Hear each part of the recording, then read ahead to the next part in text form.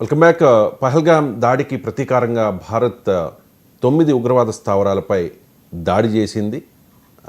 So దీన్ని యుద్ధంగానే భావిస్తాము అని చెప్పి షహబాజ్ షరీఫ్ అంటూ ఉన్నారు. సరే, దీన్ని యుద్ధంగానే భావించాల్సిన అవసరం ఉందా? ఇది యుద్ధమేనా భారత్ చేసేది? ఇప్పుడు దీన్ని ఏంది, ఆల్రెడీ ఇండస్ ట్రీటీని మనము నిలిపివేయడం కూడా యుద్ధంగానే భావించారు.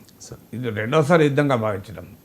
ఇప్పుడు మేము మీరు ఇండస్ వాటర్ ట్రీటీని ఆపి మాకు నీళ్లు కనుక రాకపోతే నదుల్లో రక్తం వస్తుందని బిలువాలు బుట్టలు అంటూ వ్యాఖ్యానించారు కూడా.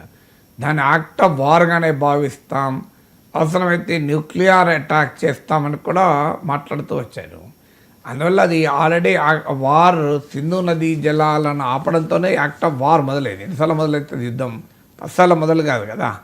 సో అందువల్ల పాకిస్తాన్ ఎందుకు ఈ మాట చెప్తుంది అంటే, పాకిస్తాన్ టెరిటరీలోకి వచ్చి ఇండియన్ మిసైల్స్ అటాక్ చేశాయి కనుక సాధారణంగా సరిహద్దు దాటి ఒక సావరిన్ ల్యాండ్, ఒక దేశానికి చెందిన సార్వభౌమాధికారం కలిగిన ప్రాంతంలో దాడి చేస్తే యుద్ధమే అంటారు. సరిహద్దు దాటితే నార్మల్ లాంగ్వేజ్లో అంటారు. ఇప్పుడు భారత్ మిసైల్స్ పాకిస్తాన్లోని పిఓకే పాక్ ఆక్యుపైడ్ కశ్మీరే కాదు, పాకిస్తాన్ మెయిన్ ల్యాండ్లో కూడా తాకాయి కనుక దీన్ని యాక్ట్ ఆఫ్ వార్ అని వారి భాష. కానీ ప్రపంచంలో యాక్ట్ ఆఫ్ వార్ యాక్ట్ను డిఫైన్ చేసే దాంట్లో ఒక ప్రిన్సిపల్ ఏంటంటే ప్రియంప్టివ్ స్ట్రైక్స్ అంటారు. అంటే ముందస్తు దాడులు, రైట్ టు డిఫెన్స్ అంటారు, రక్షణకు ఉండే హక్కు. ఇదన్నీ ఇంటర్నేషనల్ లాలో, కన్వెన్షన్స్లో ఎస్టాబ్లిష్డ్, గ్లోబల్ డిప్లొమసీలో ఎస్టాబ్లిష్డ్.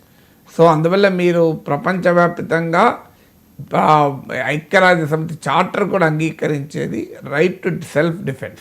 అంటే నీపై దాడి జరిగి సర్వనాశనమైనా కోరుకుంటావా? క్రెడిబుల్ ఎవిడెన్స్ ఉన్నప్పుడు ఆ దాడుల్ని నివారించడానికి కూడా అటాక్ చేస్తాం. సో అందువల్ల భారతదేశం దీన్ని మిలిటరీ అటాక్ అనలే.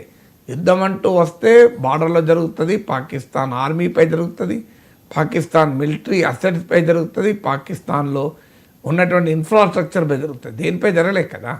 మనం ఇప్పుడు మీరు రష్యా ఉక్రెయిన్పై జరుపుతున్న వారు చూడండి, ఆ బ్రిడ్జిల్ని ఎగరగొట్టారు, పవర్ స్టేషన్లపైన అటాక్ చేశారు, మీరు పెద్ద పెద్ద ఆయుధ గారాలను పైన అటాక్ చేశారు. ఇండియా అలాంటిది ఏం చేయలేదు కదా. నిజంగానే యుద్ధంలో జరిగే మొదటి పని ఏంటంటే పవర్ ఇన్ఫ్రాస్ట్రక్చర్ని అటాక్ చేస్తాను. మీరు ఇప్పుడు ఉక్రెయిన్ వార్లో అత్యంత ఎక్కువగా నష్టపోయింది 2 దేశాల్లోనూ పవర్ ఇన్ఫ్రాస్ట్రక్చర్. మీరు ఉక్రెయిన్లో ఉన్న పవర్ స్టేషన్ పైన రష్యా దాడి చేసింది, రష్యాలో ఉన్న పవర్ స్టేషన్ పైన ఉక్రెయిన్ దాడి చేసింది. మరి ఎక్కడ మనం పవర్ స్టేషన్ల పైన దాడి చేయలేదు కదా. పాకిస్తాన్లో పవర్ కట్ ఏం రాలేదు కదా. అందువల్ల వారికి ఉండే లక్షణం ఏంటంటే మిలిటరీ స్థావరాలను దాడి చేస్తారు, ఇన్ఫ్రాస్ట్రక్చర్ను దాడి చేస్తారు, బార్డర్లో ఆర్మీ పైన అటాక్ జరుగుతుంది, ఆర్మీ పోస్టుల పైన దాడి చేస్తారు. అది ఏమీ చేయనప్పుడు వారు ఎట్లా అవుతుంది ఇది? సో ఒక్క పాయింట్ మాత్రమే పాకిస్తాన్ చెప్తుంది, ఏంటంటే భూభాగం లోపలికి వచ్చి కొట్టారు కదా అన్నదే వాళ్ళ ఆర్గ్యుమెంట్. సో ఆ ఆర్గ్యుమెంట్ నిలవదు, ఎందుకంటే international law, international conventions, global diplomacy, మారిన ప్రపంచము, తీవ్రవాద అనంతర ప్రపంచం ఇది, ద వరల్డ్ ఆఫ్టర్ టెర్రరిజం ఇది. అందువల్ల అనివార్యంగా టెర్రరిస్టులను ఎదుర్కోవాలనుకున్నప్పుడు ఇంకెలా చేస్తారు? ఇప్పుడు ఇదొక యునీక్ సిచ్యువేషన్. వేరే దేశం వేరు, పాకిస్తాన్ వేరు. పాకిస్తాన్ దేశ విదేశాంగ విధానమే తీవ్రవాదాన్ని ఎగుమతి చేయడం, భారతదేశ విదేశాంగ విధానమే తీవ్రవాదాన్ని ఎగుమతి చేసేటప్పుడు ఇది an instrument of state policy అంటారు. అలాంటప్పుడు ఏం చేయాలి మరి? ఒక సావరిన్ కంట్రీ, ఒక సార్వభౌమాధికారం కలిగిన దేశం పైకి, ఒక పీస్ లవింగ్ నేషన్ పైకి నువ్వు నిరంతరం తీవ్రవాదులను పంపిస్తుంటే, ఆ తీవ్రవాదులను రక్షణ కల్పించి, వాళ్ళకి ఆయుధాలు ఇచ్చి, శిక్షణ ఇచ్చి, వారికి మతోన్మాదాన్ని నూరిపోసి, వారికి అన్ని రకాల సదుపాయాలు కల్పించి, వారు భారత్లోకి చొరబడేందుకు వీలుగా బార్డర్ పైన ఇండియన్ ఫోర్సెస్ పైన కాల్పులు జరుపుతూ ఇన్ని దుర్మార్గాలు చేసినప్పుడు అటాక్ చేసేందుకు సొల్యూషన్ ఏంటి? అటాక్ చేయకుండా ఊరుకుంటారా? సో ఇది సావరిన్ ల్యాండ్ కదా, మేము అక్కడ ఏమీ చెయ్యమని అంటారా? సో యుద్ధంలో అది సాధ్యమయ్యే పనే కాదు. సో అందువల్ల ఇది వార్ కాదు. వార్ దాకా ఎస్కలేట్ చేయాలని పాకిస్తాన్కి ఏమైనా కోరుకుంటే ఉండవచ్చేమో, కానీ India is not indulging in war. మనం ఎక్కడా పాక్ మిలిటరీని టార్గెట్ చేయలేదు. పాక్ తీవ్రవాద స్థావరాలను టార్గెట్ చేసింది. పాకిస్తాన్ ఏం చెప్తుంది, వాళ్ళు మా ఆర్మీకి సంబంధం లేదు, వాళ్ళు నాన్ స్టేట్ యాక్టర్స్ అంటున్నారు, రాజ్యేతర శక్తులు అంటున్నారు. రాజ్యేతర శక్తులు మరి టార్గెట్ చేస్తే పాకిస్తాన్ కూడా సంతోషపడాలి. నిజంగా చెప్పాలంటే ఈ దాడి జరిగినందుకు భారత్కు పాకిస్తాన్ కృతజ్ఞతలు చెప్పాలి.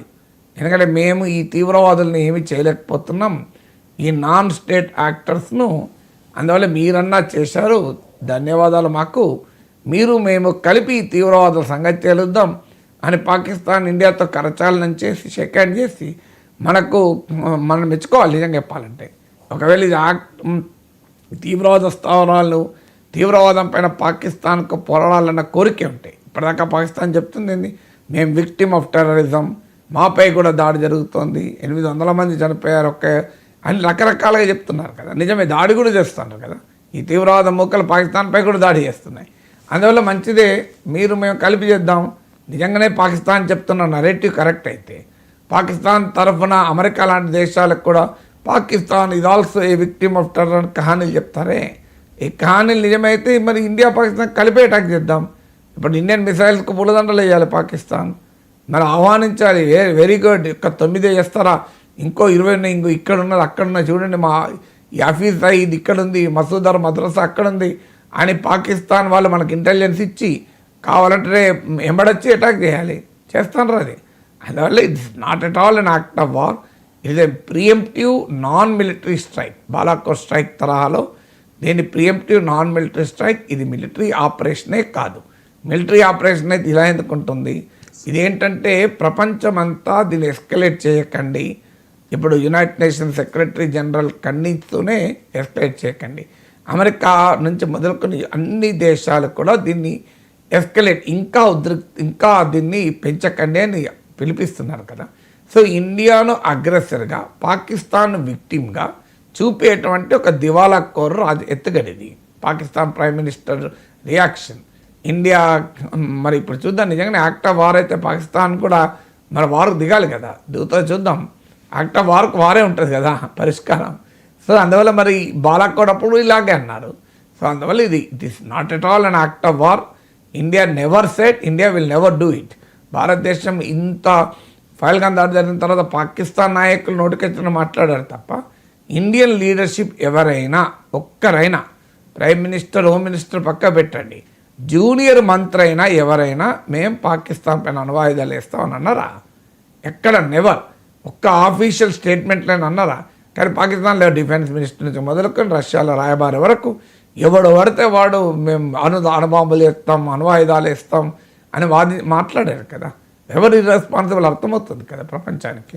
అందువల్ల దీన్ని ఇండియా పైన చేసే ప్రాపగండా వార్లో భాగం ఇది యాక్ట్ ఆఫ్ వార్ అని మాట్లాడారు. పహల్గాం దాడికి ప్రతీకారంగా